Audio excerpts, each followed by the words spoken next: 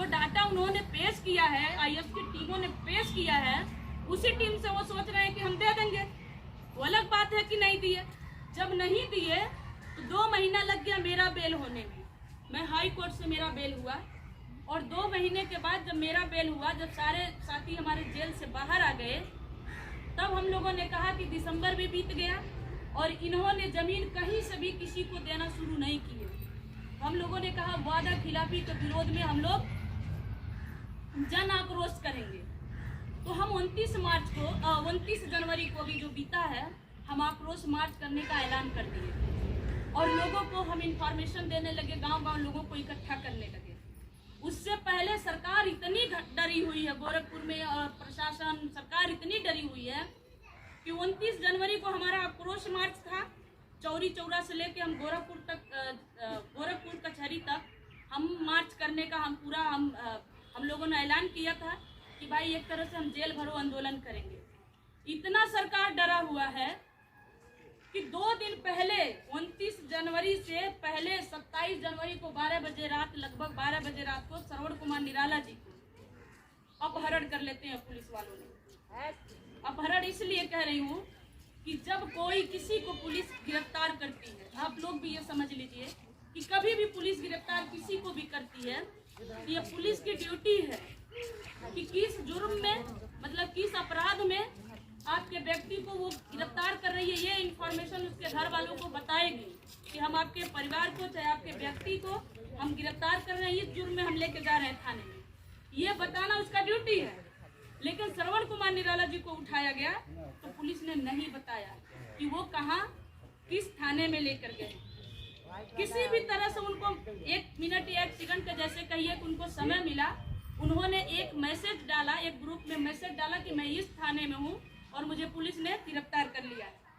जब हम लोग उस थाने पे गए गोरखपुर के, तो थानेदार सीधे मना कर दिया कि नहीं, हमारे वहाँ श्रवण कुमार निराला जी नहीं है। 24 घंटे तक पुलिस ने ये नहीं बताया कि श्रवण कुमार निराला जी को कहाँ रखा, किस जगह रखा है। जब फिर हम लोग धरना प्रदर्शन की जब उनको लगा कि गोरखपुर में बड़ी तबाही होगी, तब उन लोगों ने 28 तारीख को गिरफ्तारी दिखाया 3-4 बजे कि हम गिरफ्तार कर लिए। 28 तारीख को गिरफ्तार किया। इस 24 घंटे के अंदर, जो भी 20-25 घंटे के अंदर उन्होंने क्या किया, श्रवण कुमार निराला जी पे मानसिक दबाव बनाने की कोशिश की कि अगर आप आंदोलन खत्म नहीं करेंगे, आंदोलन को रोकेंगे नहीं, ये जो जिद है जमीन दिलाने के लिए गरीबों को, ये जिद आप छोड़ेंगे नहीं तो आपको जेल भेजा जाएगा और आपके आने वाले समय में आपके साथ कोई भी साजिश किया जा सकता है। आप पे गुंडा एक्ट भी लगाया जा सकता है और आप समझ सकते हैं जब गुंडा एक्ट लगता है तो आपके साथ कुछ भी हो सकता है। श्रवण कुमार निराला जी कहे कोई बात नहीं, जेल भेज दीजिए। गरीबों के लिए अगर आवाज़ उठाना गुनाह है तो जेल भेज दीजिए। तो 14 दिन न्यायिक हिरासत में उनको लिया गया और फिर बिछिया जेल में 8 दिन तक उनको भेजा गया। आप देखेंगे 151 में चालान किया गया। 151 मामूली धारा होता है कि चपरासी भी बेल दे देता है, लेकिन उनका बेल बांड जो लगा है 5 लाख का लगा है। बेल जो बांड लगा है 5 लाख का। क्यों? क्योंकि हम गरीबों के पास 5 लाख की गाड़ी होती नहीं है कि हम जमानत जो लगाएं। इसलिए साथियों हम लोगों ने कहा कि फिर छोटे छोटे मतलब 20 गांव 25 गांव को इकट्ठा करेंगे। सामने चुनाव आ गया है इकट्ठा करके हम सबको समझाएंगे कि अब आप सब लोगों को वोट उसको देना है जो आपके बीच में काम करेगा।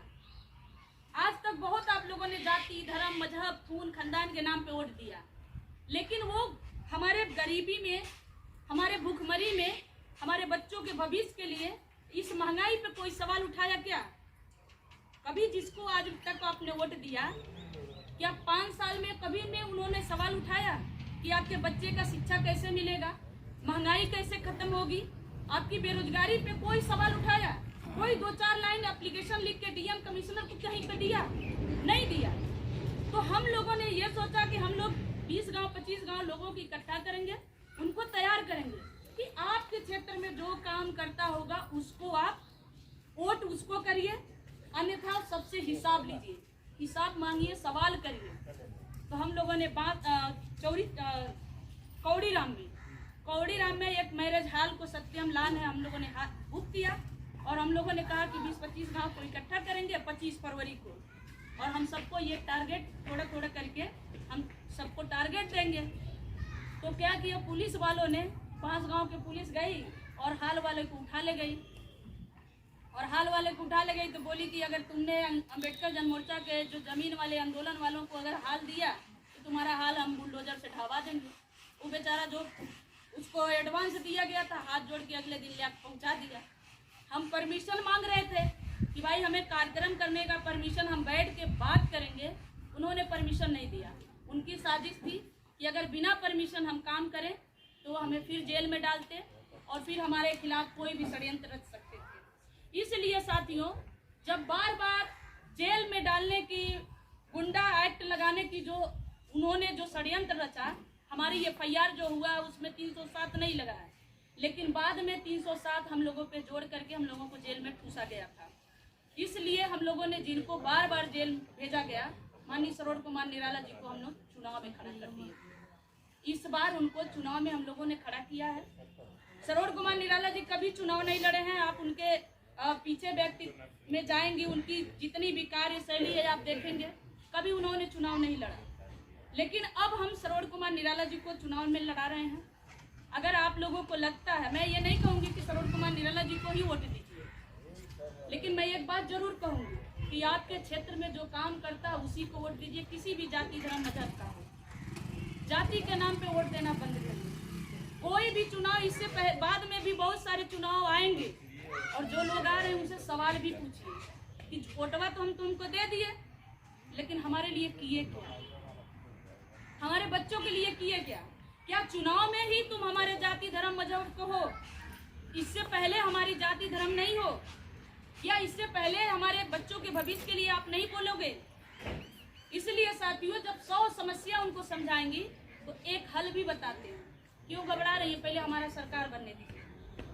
तो आप बताइए, अगर ये झोपड़ी है, इसमें आग लग जाए और मैं यहाँ खड़ा होकर भाषण दें, क्यों घबरा रही है? घर जलने दीजिए। हमको पहले MP MLA विधायक बन जाने दीजिए, फिर बड़ा वाला पानी वाला टैंकर लाएंगे, ये घर की आग बुझा देंगे। तो बताइए 5 साल तक ये घर जलेगा? इसका राख भी नहीं बचेगा। महंगाई की आग आज लगी है ना। अगर मान लीजिए बुखार आज हमें हो जाए, हम कहें कि 5-10 रुपया लगेगा, 2 टैबलेट हमको पैरासीटामॉल दे दीजिए, तो आप खड़ा होकर कहिए क्यों घबरा रही है सीमा जी? अरे पहले हमें सरकार बनने दीजिए, पहले हमें MP बनाइए, MLA बनाइए, विधायक बनाइए, हमें मंत्री बना दीजिए, फिर हम आपको एयर एम्बुलेंस में बैठा के दिल्ली एम्स में भर्ती कराएंगे। तो बताइए 5 साल तक हमको बुखार रहेगा, 1 महीने बाद टाइफाइड होगा, दूसरा महीना होते होते हम मर जाएंगे, हमारी हड्डी भी तो नहीं बचेगी। तो महंगाई की आग आज लगी है ना भाई। आप लोगों को महंगाई नहीं है, भूखमरी आज है, बेरोजगारी आज है। तो आज हमारे लिए कुछ नहीं बोलोगे तो 5 साल बाद क्या खाक बोलोगे? 5 साल बाद कुछ नहीं बोलेंगे। इसलिए साथियों, हम लड़ाई जीत भी चुके हैं, क्योंकि हम 2 महीने सड़क पे कोई आंदोलन नहीं कर सकते। लागू हो गया है, इसलिए हम गांव-गांव ये कैडर कर रहे हैं।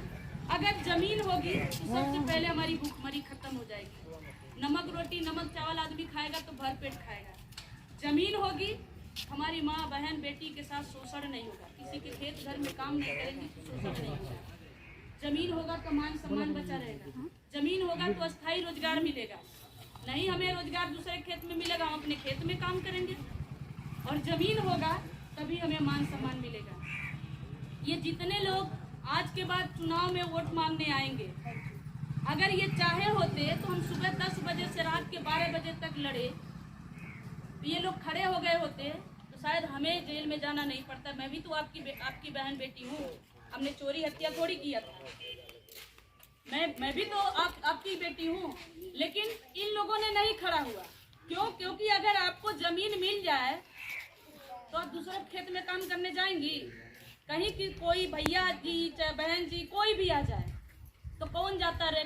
उनको मान लीजिए अगर यहाँ अखिलेश जी कहीं आसपास आ जाएं, या बहन जी आ जाएं, कोई बड़ा नेता मतलब आ जाए, तो कौन लोग जाएंगे देखने? कोनो डॉक्टर जाइए, कोनो वकील जाएंगे, कोई मास्टर जाएंगे, कोई इंजीनियर जाएगा? सब वही जाएंगे जो बेकार और बेरोजगार हैं। इनके सिवा कोई नहीं जाता है।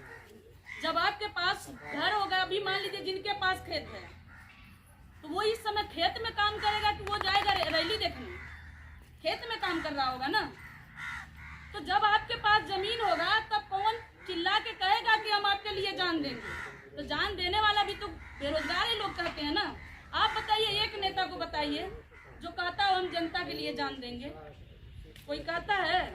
कोई नहीं कहता है। इसलिए साथियों, आग्रह है, ये फॉर्म निःशुल्क है। जिसके पास 1 एकड़ से कम जमीन है वो लोग फॉर्म भरिए। आपको लगता है कि सरोज कुमार निराला जी समाज के लिए लड़ रहे हैं, बार बार जेल, 2 बार जेल जा चुके हैं, ना MP रहे, ना MLA रहे, ना विधायक रहे, कुछ नहीं रहे, फिर भी समाज के लिए लड़ रहे हैं।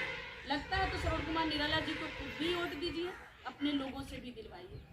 हम चुनाव 10 दिन पहले बता देंगे। आप लोगों ने समय दिया, सुना, उसके लिए बहुत बहुत धन्यवाद।